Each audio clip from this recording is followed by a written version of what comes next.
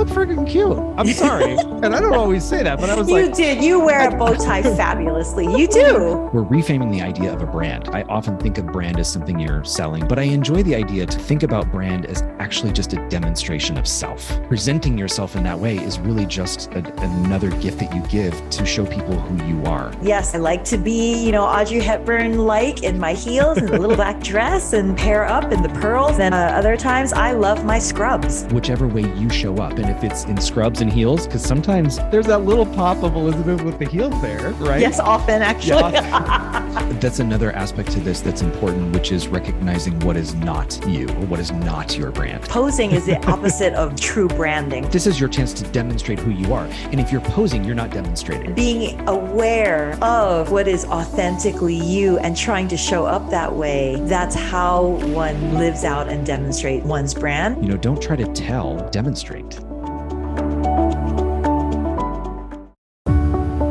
Welcome to Simply Enough. This is Zachary and Elizabeth, and thanks for tuning in. If you're liking our podcast, we'd love it if you'd share with your friends and family. And then rate and review to raise our visibility and spread the message of enoughness. We love you, and remember, you are simply enough. Just as you are. Period.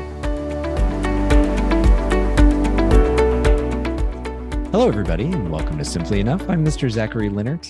And I'm Dr. Elizabeth Ignacio, and I need to give a side shout out to you, Mr. Zachary Leonard. Everybody, Zachary is so generous with his time and talent. He is creating a new website for me, a little side gig. It's the new website for my mindset and well-being coaching. And he is so talented, and he asks questions of me that I don't even know that I don't know, if you know what I mean, in terms of what to think about in creating a new website.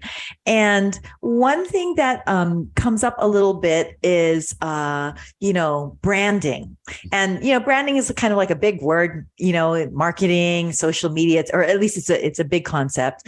And, I remember like some, interview that I heard of Oprah, and Oprah was saying how, she never herself personally set out to be a brand. But people often say like, oh, that's your brand, Oprah. And how would you describe your brand? And, Zachary had been asking me like, what do I think about my brand? And it made me think of a comment, Zachary, that you made that I actually wanted to delve in more out of curiosity.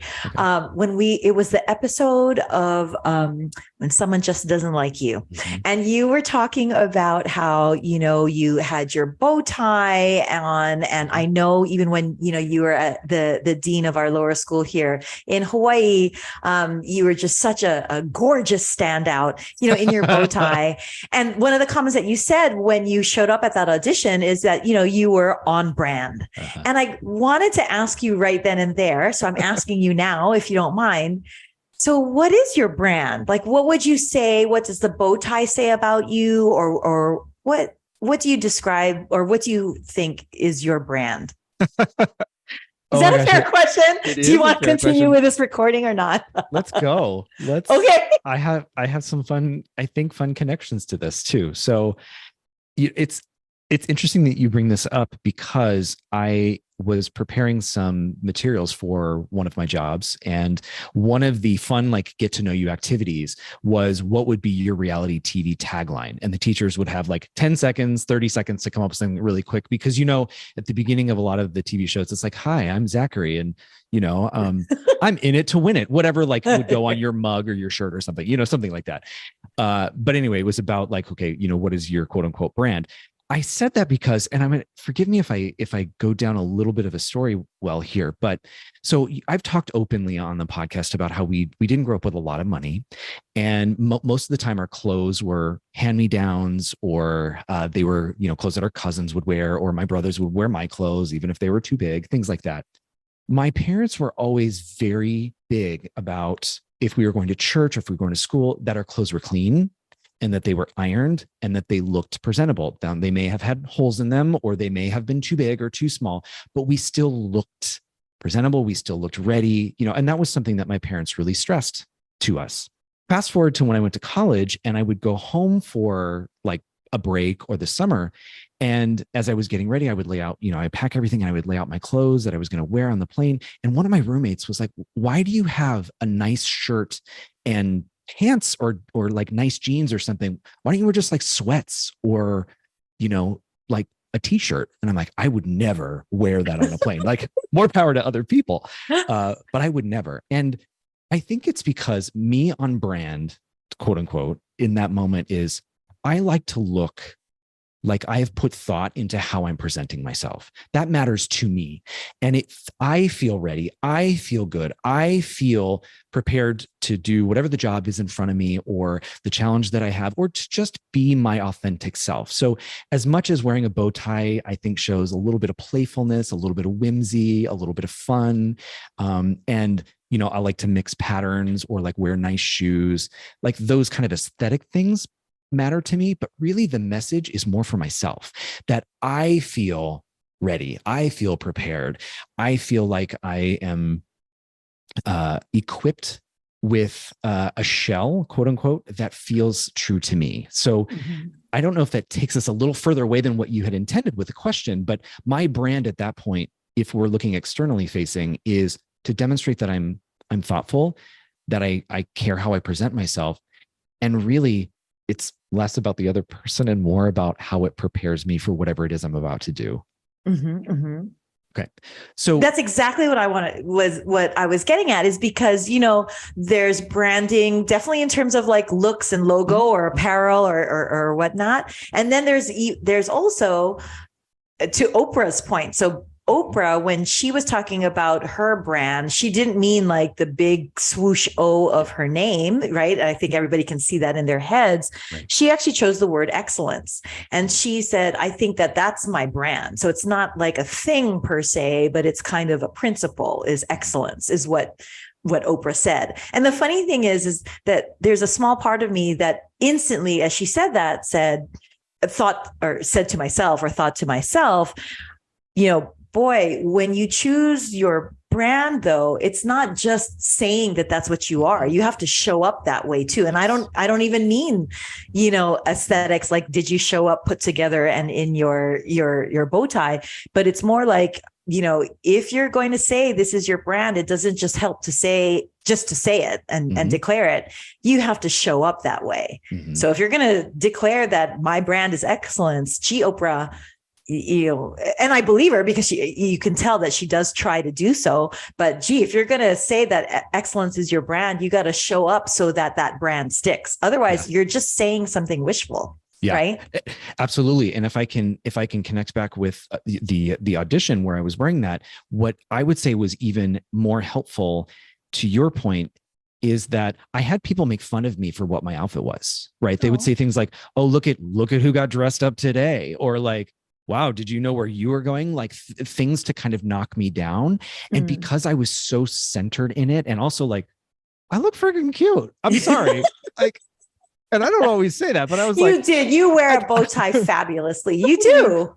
You know why? I think that's a thing that emanates out of you, that if you do really find that connection to your center, who you are, then I believe, or at least for me, I was grounded. And I could take some of those comments. And that didn't mean that later I didn't kind of like, oh man, there were a lot. Was I overdressed? Like I did have that kind of process. But at the same time, I was like, no, this is me. This is who I am.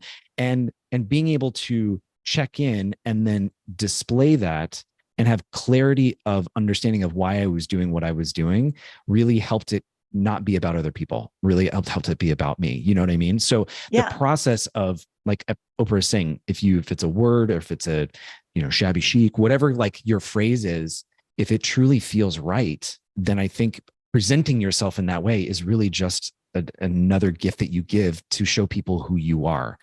I think. Exactly. Like this is going to sound like we're only talking about clothing, but we're not. Right. We're going deeper. But just on a side note, like I'm never going to be a trendy person. I cannot pull off trends, like I just I can admire trends very, very much, but I don't pull off trends. And if I were to try to, I would be a total poser. And posing is the opposite of true branding, right? So, there's this meme of like, in a world of Kim Kardashians, being Audrey Hepburn. And I love Audrey. Like my kids, my husband know I just love Audrey Hepburn. Not only her style, but just kind of her mentality and her persona. And that kind of, I'm not saying that I have this, but I'm just saying what I admire about Audrey Hepburn is, her kind of simple, casual elegance. That is her brand, and not just in her clothing, which her fashion sense was impeccable, but even just in the way that she carried herself, the words that came out of her mouth, like she herself was her brand. There wasn't like posing about it. Yeah. Right. I think that's another aspect to this that you're bringing up that's important, which is recognizing what is not you or what is not your brand. We did that in some of our work with your website. I would ask questions like, what do you want it not to be? And as much as you take the time to think, well, who am I? What is my brand? What do I represent? I think an important part is also saying what does not fit. There might be stuff in the middle that you're like, I'm not sure. Right. And we try it on, so to speak, and see how it fits, how it aligns with us. But I think an important part is also saying this does not fit. This is not who I am. Right. This doesn't work for me and whatever my quote unquote brand is. And there's even different parts of ourselves that might not be, a singular brand either. Right. Yeah. So there are times that, yes, there's the, I like to be, Audrey Hepburn, like in my heels and the little black dress and, hair up and the pearls and all this kind of stuff. And then other times I love my scrubs. I love to just also be, relaxed, blend in the crowd. So it's recognizing the different parts of ourselves, naming them and showing up as such, but showing up as such authentically. So, and that authenticity is really what's key in terms of, it's intuitively obvious by the wording, but that's what's key in not being a poser, right? This is your chance to demonstrate who you are. And if you're posing, you're not demonstrating. Right. You're right. And you said it beautifully. So forgive me for not capturing it correctly, but rather than giving the power to somebody else or needing to tell them who you are or tell them that they're wrong about you or tell them that their impression of you is wrong, just demonstrate who you are. I can't think of any other more authentic way to demonstrate who you are than whichever way you show up. And if it's in scrubs and heels, because sometimes you do, there's that little pop of Elizabeth with the heels there. Right? Yes, often actually. Yeah, and even if I'm going to the gym and I've got, my workout clothes on, and that's a different side of who I am, like I'm still demonstrating me. It just may quote unquote look a little bit different, but the energy I believe is still similar. It may just express itself. So I think harken back to a previous episode, don't try to tell, just demonstrate. Right? But the demonstrating definitely does mean that you're showing up as such and not just saying you are, right? Like, but I'll also, to give myself space and grace and give others space and grace.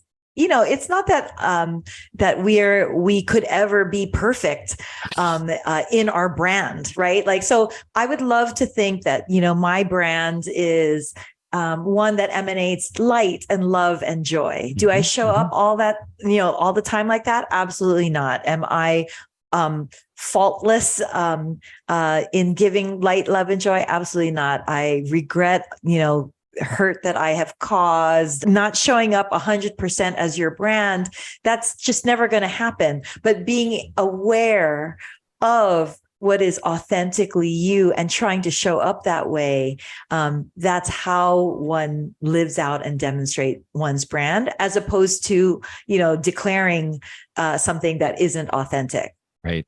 And I would say that knowing that you have the choice in the moment prior to do that or not do that, whatever it looks like for you, and then to recognize that it may or may not have gone well for you. And I will share a story in this regard. I went in for a job interview. Okay. And I I like to, what's very, I guess, on brand for me is not only do I like to feel physically presentable, like I am respecting the position, but I like to make sure that my resume is free of grammatical errors, that I like the way it's organized. I like the way that my work is demonstrated. I will practice questions before I go in. I will do a lot of this work. In the interview, because I had practiced some of what I thought would be potential questions, luckily, I managed to practice very similar questions. So my answers were ready, right? I really had done some preparation, and it didn't land with the other person. They're like, "Wow, you seem really rehearsed for this interview." Right? And I said, "Well, actually I am." And I was like, "Oh, I get to talk about like what I did." And you know, what I thought was going to be a moment where being true to myself was actually going to like work for me in this case, it didn't work for the other person. They're like, wow, it sounded like I was going through a very prescribed way of talking, and like I had over rehearsed, and it didn't sound authentic, and it didn't sound real. And in that case, I walked out of the interview and I recognized I wouldn't change a single thing about what happened. I was very proud of how I represented myself. It just didn't work in this case. Now, I'm not talking about the times when I may have hurt somebody. Those, I have other stories in that regard. But in this case, going into a job interview, being quote unquote on brand didn't actually serve me. And rather than going back and being like, I'm going to change who I am to fit it better, I'm like, nope, I liked how that went. It just didn't quote unquote succeed, to use a word we're not like, it didn't produce a success, but it did because it still allowed me to be like, nope, that's who I was. That's the way that I wanted to represent myself. Okay. I go on to the next job interview. I love that. Yes. Yeah, so, very true. And as you're saying that and talking through that process, I couldn't help but also think, brands also evolve, brands change. I mean, that's why one big thing is rebranding, right? And sometimes when we kind of declare or proclaim a brand of who we are, if we dig our heels in the sand, holding on to that brand, that actually can limit us from, growth, evolution, development. I can't help but think, oh, don't be mad at me, the Catholic Church. And the reason why I say that is, and especially, again, for those who are new to the podcast, I'm an immigrant Filipina. The Catholic Church is very strong in the Philippines. There's even there's kind of a type of Catholicism that is very, very strong, very dogmatic, that I'm very well aware of. And there is a belief, a thought, and even a pride in the brand, if you will. Forgive me, I don't mean to be sacrilegious, but the brand, the type of brand of a type of Catholic, let's put it that way. And here now we have Pope Francis. Mm-hmm. And I mean, honestly, talk about rebranding, if you will, if we can. Here he is, the head of the Catholic Church. And when he is asked, where do you want to live? And here's the posh residence that the Pope gets to live in the Vatican. He declined that and, wished to stay in the community. That in and of itself is somewhat of a rebranding. Mm-hmm. When he is asked, does he want the pomp and circumstance of this type of dinner or that type of, meal? He often declines for a far simpler visitation. And then really strongly and poignantly, the messaging of rebranding is, I can even see it in my head because I remember watching a video of this when he was on an airplane and there was a member of the press asking him, basically, what does he think about homosexuality and are they, damned to hell? And here is the head of the Catholic Church. If we're talking brand, I mean, he was the Michael Jordan of Nike kind of thing. He is the brand, right? He personifies a brand. And here he turned the brand on its heels by saying, who am I to judge? Yeah. That's a rebranding right then and there. And so to stay dogmatic, and he represents an entire, billion member church. Then if he can do that for a billion member church, ought we not to, as individuals, do self-checks often about what we proclaim to be our brand, and yet how do we live our brand, or how do we show up as our brand?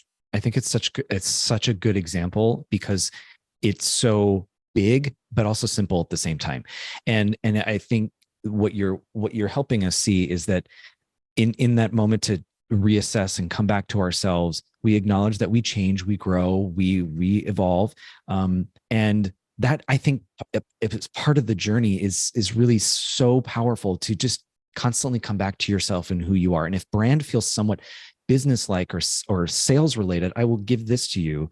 I was talking with a college friend of mine who was helping me get my consulting company going.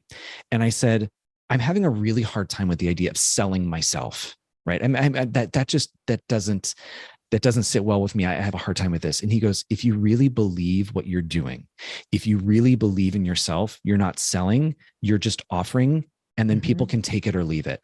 And I think if at the end of the day, what we're talking about is that if you really know who you are, moving away from the term brand, not only are you open to then putting it out there authentically, but you're also open to it changing or evolving. If you do, yes, like you said, keep coming back to that self-check. And if we look at the Catholic Church, this storied institution, and I'm going to use that word on purpose, this storied institution with, some pieces of its history that are less than positive and still has pieces of its ongoing history, for the Pope to be able to give it a rebrand, and for the church to take that, we can also do the same thing. Truly, yes. I think. Absolutely. Yeah. And by the way, for any new listeners, this is not Catholic bashing. Zachary right. is actually a practicing Roman Catholic. Okay. So I'm not here to bash.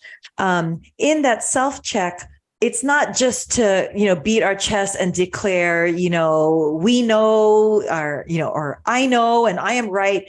It's actually accountability. So in that self-check, it is, am I showing up as I say I am? If I'm going to show up or if I declare that my brand is one of compassion, am I showing up compassionate? If I am declaring that my brand is, I'm somebody that you can rely on, well, am I showing up as someone that you can rely on? So it's not just so that I can be proud and own my brand. There's actually an accountability and ownership to what I might be saying, who I am, brand, if you will.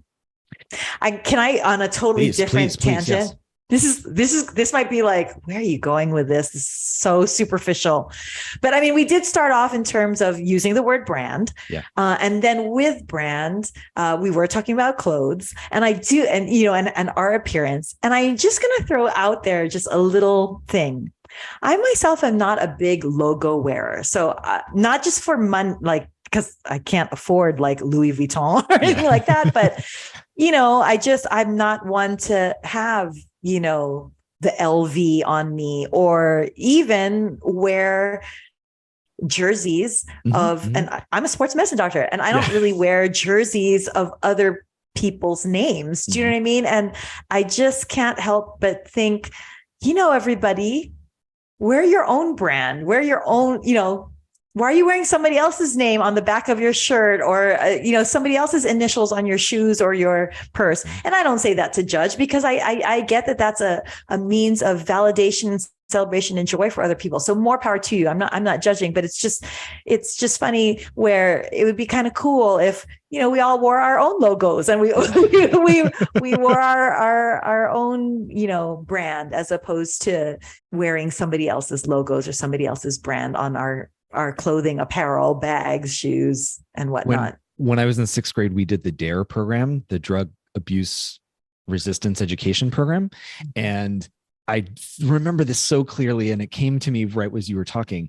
At the end of the program, the DARE officer gave out free shirts, and we were like, "Oh, we get free shirts!" And the DARE officer said, "Why would we make you pay us to do our advertising for us when we can, right, give it to you for free, and then you can go out and spread the word?" But then took a step further and said, and we also give it to you because if it does speak to you, then if you put it on, then you are proudly declaring it. And I have never really lost that kind of awareness about when you do put clothes on. I, like you, I don't have a lot of money, so I don't subscribe to clothing that, and again, no shame on the people that do. I never have access to those types of brands anyway. So, but I do like to pick pieces, and I will spend a little bit more in places because I like the look of something. But really, my brand is a very eclectic mix of like whatever I find that I feel best represents me. I think it would be kind of fun to figure out what my logo would be, or like what kind of marking I would put on my own clothing.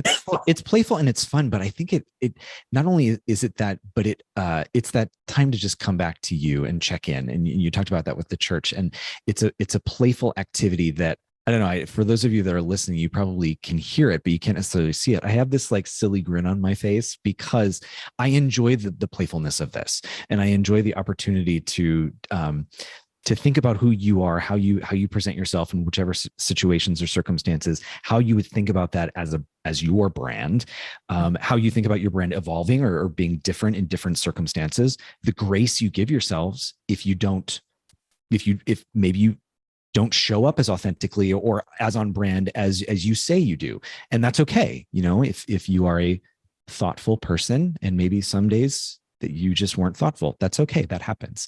But I enjoy the kind of the silliness of thinking about what your logo would look like, what your tagline would be.